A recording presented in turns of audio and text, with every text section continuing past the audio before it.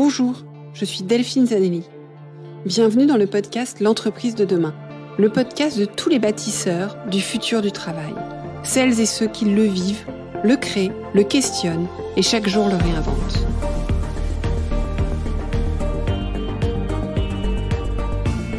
Une entreprise plus vertueuse et soucieuse de son impact social pour une société meilleure. Bonjour, bienvenue par ici. J'espère que vous allez bien. Avant d'introduire ce nouvel épisode, je voudrais remercier Sweetie Bee pour son commentaire laissé sur Apple Podcast récemment.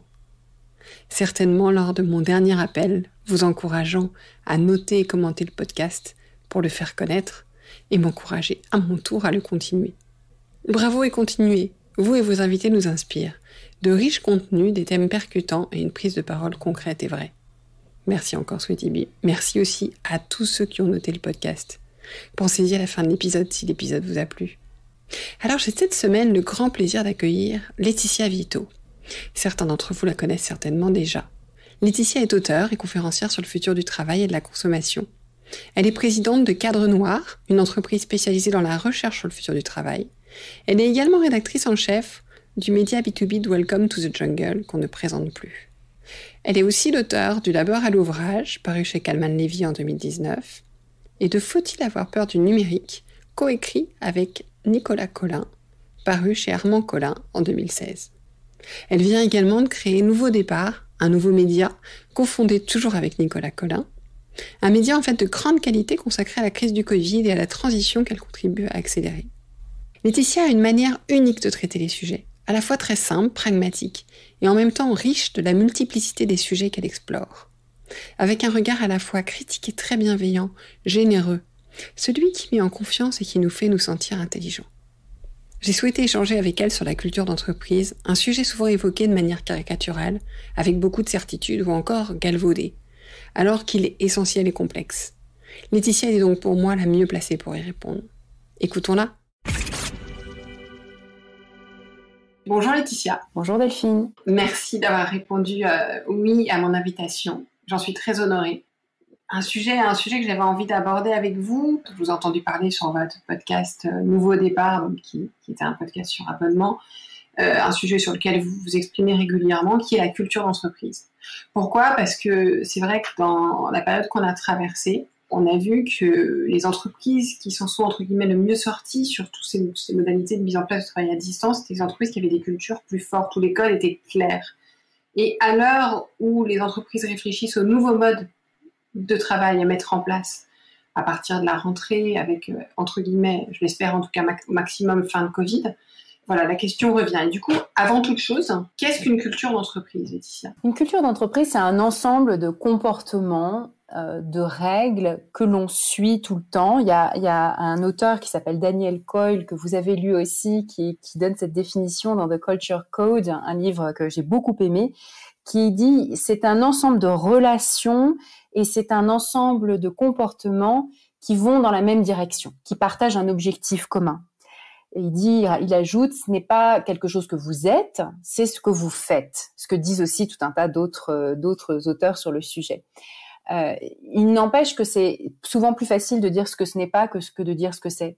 Et la définition n'est pas quelque chose de très facile en termes de culture parce que on rentre dans l'anthropologie, la sociologie, voire on doit rentrer encore plus loin dans des choses qui sont soit très intellectuelles, soit très opérationnelles sur le concret de comment ça fonctionne. Et du coup, c'est bien de faire simple. Hein. Voilà, une culture d'entreprise, c'est un ensemble de comportements qui vont dans la même direction. Et d'ailleurs, vous parlez du livre de Daniel Coyle, je me suis posé une question, du coup je vous la pose. Pourquoi est-ce qu'on trouve que des ouvrages anglo-saxons sur la culture d'entreprise ? Enfin, alors, il y en a peut-être en français, mais j'en ai pas trouvé. Enfin, en tout cas français, j'en ai pas trouvé. Il y en a très peu. Alors d'abord, c'est que la littérature, entre guillemets, le corpus de documents sur les sujets de management et d'entreprise sont à peu près 100 à 200 à 500 à 1000 fois plus volumineux en langue anglaise parce que c'est un marché gigantesque, parce que il y a toutes ces publications de professeurs à Harvard, etc. Il y a beaucoup plus de recherche qui est faite aussi sur les sujets de théorie des organisations, de management, donc aussi de culture d'entreprise.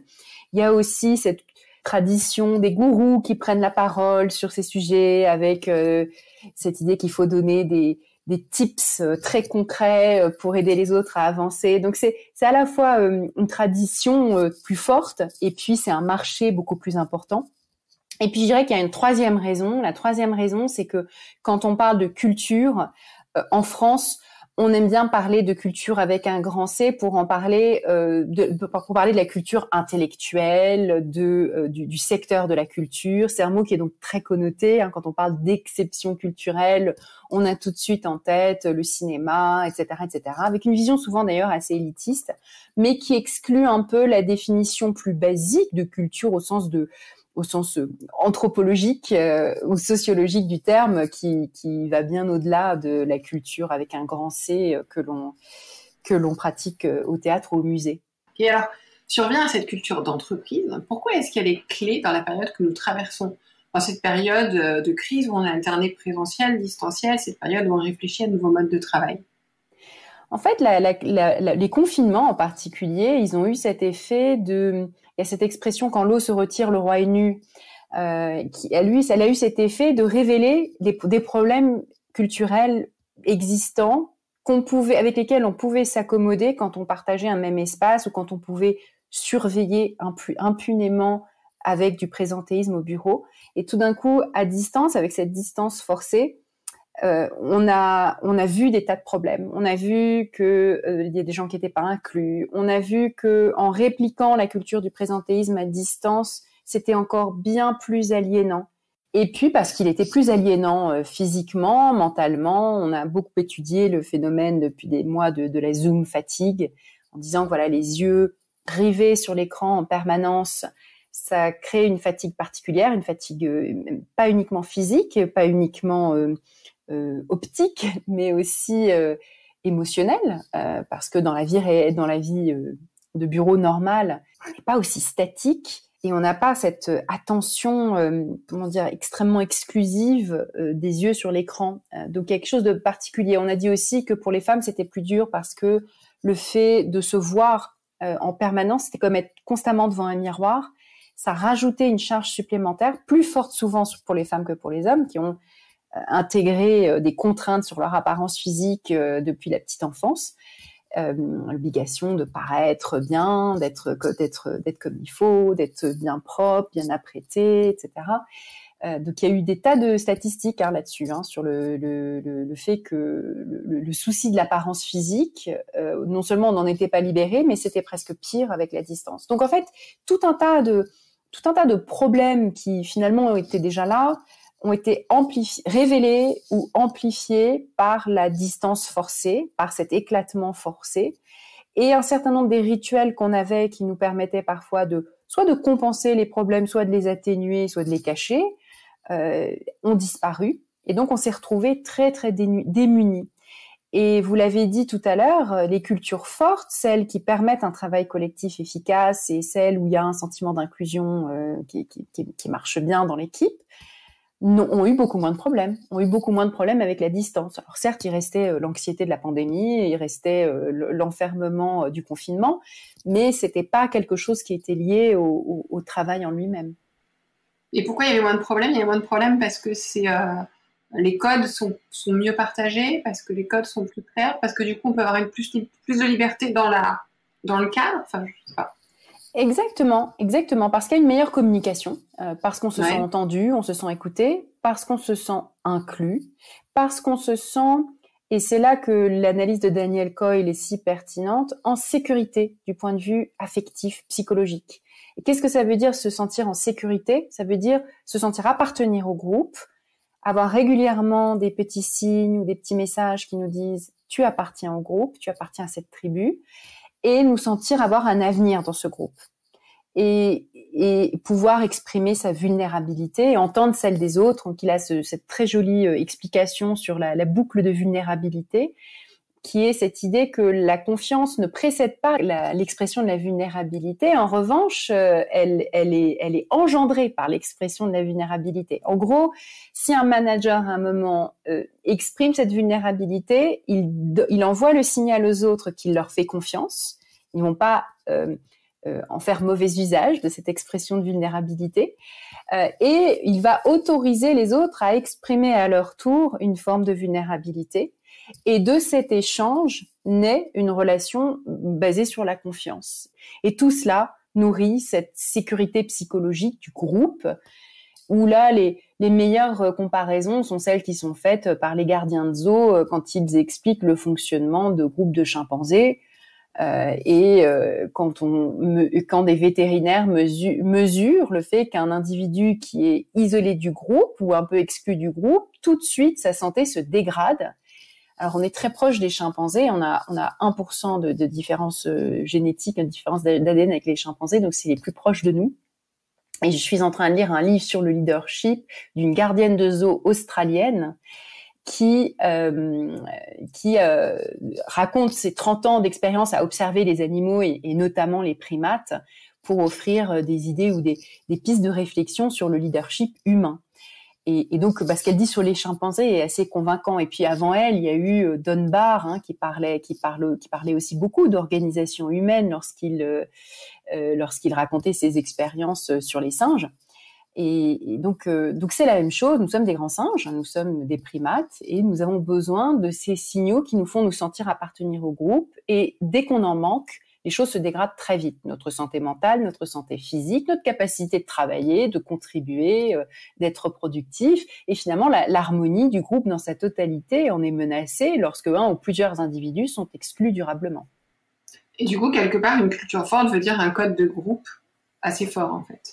Alors, c'est un code de groupe assez fort, des règles que tout le monde va être capable de suivre, auxquelles on s'identifie, un objectif affiché. Donc, tout ça, ça repose sur des bons processus de communication, des valeurs affichées, des histoires racontées, des règles explicitées, des processus de communication qui permettent d'être sûr qu'on se comprend, donc de pas avoir besoin du contexte, par exemple, pour communiquer. Récapituler, accéder à l'information, etc. Mais c'est plus que ça. C'est aussi le fait de donner à chaque individu une écoute particulière, très singularisée. C'est d'avoir des signaux qui font que, voilà, je parle à vous, Delphine. Le fait de dire votre nom, ça va être beaucoup plus fort et du coup, c'est très singularisé. Et là, ça renvoie à toutes les réflexions qu'on a menées en 2020 autour du sujet de l'inclusion. L'année 2020, c'est l'année où on a tant parlé des inégalités femmes-hommes, on a tant parlé des inégalités de toutes sortes, on a parlé du mouvement Black Lives Matter, on a parlé de toutes ces catégories de population qui finalement ne se sentent pas incluses dans un groupe qui reste dominé par une catégorie de population, qu'il s'agisse d'une catégorie sociologique ou bien des hommes, enfin ça dépend du point de vue des organisations, mais souvent voilà, il y a ce sujet-là qui a été posé maintes et maintes fois. Et donc, c'est essentiel d'avoir une approche qui va aussi être beaucoup plus singularisée. C'est-à-dire, on pourrait penser que ces revendications identitaires menacent le groupe, le collectif, parce qu'elles individualisent toujours plus toutes les choses qui nous rassemblent. En fait, j'ai envie de dire, c'est presque l'inverse. C'est que si on a à la fois des histoires et des valeurs, des missions qui nous rassemblent, mais aussi une écoute pour chacun, le droit d'exister avec ses différences, alors on fait coup double, c'est beaucoup, beaucoup plus puissant et on est assuré d'avoir quelque chose qui va dans les deux sens. C'est-à-dire à la fois une adhésion de l'individu vers ce que le collectif propose, mais aussi le sentiment d'appartenir profondément au groupe parce qu'on est identifié dans sa singularité, dans son identité. D'accord. Et du coup, est-ce qu'on peut comprendre entre les lignes qu'une culture forte, c'est une culture qui va à la fois souder le groupe et en même temps reconnaître chacun dans sa singularité, en fait? Exactement. Une culture forte, c'est une culture qui offre à tous les individus du groupe ce sentiment de sécurité psychologique en envoyant des petits signaux d'appartenance, des signaux d'appartenance singularisés, individualisés. C'est une culture où l'expression de la vulnérabilité est possible, ce qui nourrit les relations de confiance. C'est une culture où il y a des histoires, des objectifs et des valeurs partagées, diffusées, communiquées, et une cohérence entre tout cela. Parce qu'il peut y avoir une dissonance cognitive entre des histoires et des valeurs affichées et la réalité telle qu'elle est vécue par les individus dans le groupe, où en fait, sans forcément qu'ils le verbalisent ou en aient totalement confiance, il y a un décalage et ça crée une dissonance cognitive. Et ça, c'est une culture qui ne fonctionne pas. C'est une culture qui peut même être toxique, puisque ce décalage crée un sentiment d'aliénation. On se dit c'est pas possible. Soit c'est du bullshit, soit il y a quelque chose que je comprends pas. Enfin, on est tous très perturbés face à la dissonance cognitive. Hein. Quand je vous dis ce stylo est rouge et que je vous montre un stylo vert, vous êtes troublé, perturbé. Votre cerveau ne sait plus quelle information intégrer, est-ce la parole qui dit rouge ou est-ce l'image qui dit vert? On est complètement paumé dans la dissonance cognitive. Donc, or, il y a beaucoup de cultures dans lesquelles il y a beaucoup d'organisations dans lesquelles il y a des formes de dissonance cognitive. Hein. On dit l'humain est au cœur de l'organisation, on affiche des valeurs qui sont très belles, qui sont les mêmes partout d'ailleurs, hein, souvent. Et puis la réalité des processus de ressources humaines, la réalité du management, tout bien, le ressenti des individus ne correspond pas du tout. Et c'est pire que s'il n'y avait pas de valeur affichée. Il vaut à la limite mieux ne pas afficher quelque chose qui est en décalage avec la réalité, parce que la seule dissonance cognitive rajoute une couche supplémentaire de problèmes et de sentiments d'aliénation. Oui, donc il est important d'avoir à la fois une culture singulière propre à soi et pas copier-coller la culture des autres, en reconnaissant qui on est en tant qu'entreprise, en ne voulant pas être ce qu'on n'est pas, et sans doute de la faire évoluer aussi parce que l'entreprise évolue, de nouvelles personnes arrivent, et tout ça doit quand même infuser aussi la culture, parce que c'est comme ça qu'on peut se retrouver aussi en dissonance forte, j'imagine. Exactement. Une culture est quelque chose qui évolue toujours. C'est quelque chose de vivant qui va s'enrichir avec des nouveaux individus qui arrivent, qui va se transformer avec une stratégie économique différente, avec un marché qui change, avec des produits qui changent parce que les consommateurs demandent autre chose. Donc ça évolue en permanence, et ce qui est important, c'est de garder cette cohérence entre ce qu'on raconte et ce qu'on fait. Et c'est vrai, vous le disiez, le copier-coller est très courant.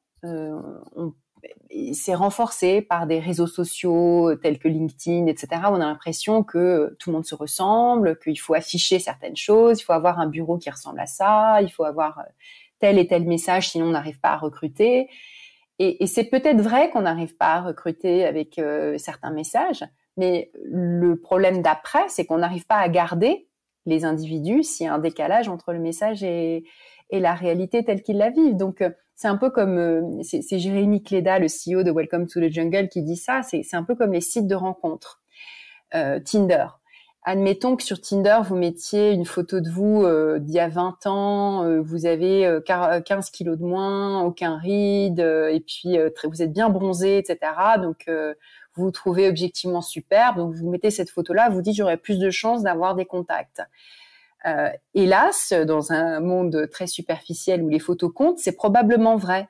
Mais lorsque la personne va vous voir en vrai, que vous avez 20 kilos de plus, 20 ans de plus, etc., et qu'elle a été attirée par vous par l'absence de rides, elle va être très déçue par les rides.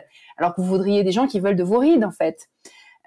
Donc c'est justement raison de plus pour montrer ses rides. Et je trouve que la comparaison est très jolie, la métaphore est très belle, parce que en fait, on va attirer à soi des gens pour des mauvaises raisons, en affichant quelque chose qui ne nous ressemble pas, et le décalage avec la réalité va être perçu comme un mensonge, une agression quasiment. Donc c'est dangereux. Il vaut mieux attirer moins, mais attirer les bonnes personnes pour les bonnes raisons.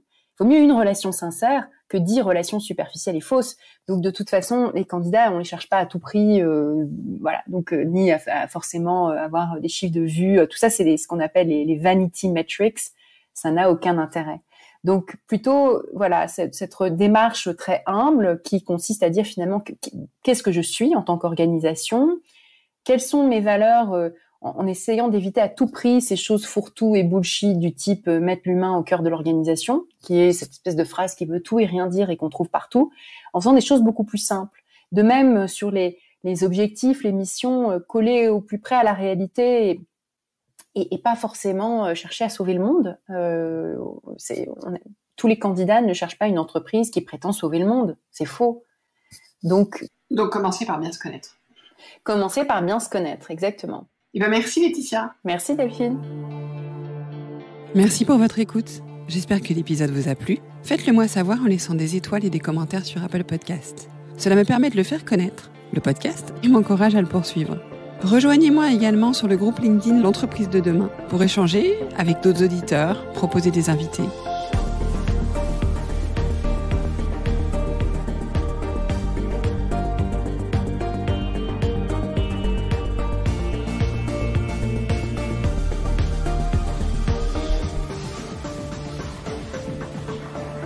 Je vous donne rendez-vous jeudi prochain pour un nouvel épisode. Cette série est produite par Delphine Zanelli et Ose Masterclass. Réalisation sonore Cyril Carillon et au micro Delphine Zanelli.